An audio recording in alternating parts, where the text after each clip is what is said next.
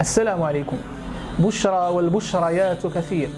بشرى لكم لسكان سلا الجيدة، خصوصا لفئة أعطت الكثير على مدار أزيد من 60 سنة، فئة ترجلت عن صهوة الجواد، أنهت المهمة بنجاح. بشرانا من قلب كتاب السيدة فاطمة رحمها الله.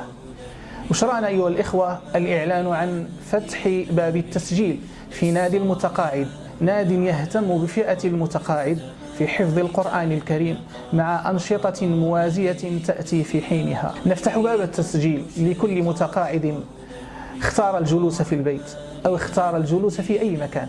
مكانك معنا أيها الأخ الكريم، أيها الأب الحنون. ننتظر زيارتك وستصر إن شاء الله تعالى بما تجد.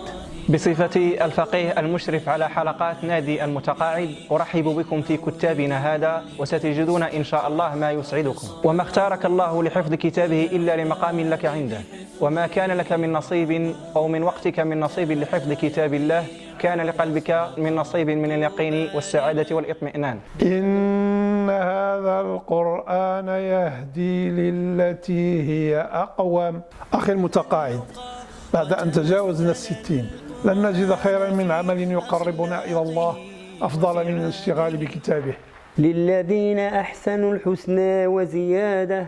أسيد الحاج، يا كملتي خدمتك أجي أخي تكمل وتربح حياة أخرى مع كلام الله سبحانه وتعالى. نور على مر الزمان تألقا، وأضاء للدنيا طريقا مشرقا، وهدى من الرحمن يهدينا به للصالحات وللمكارم والتقى.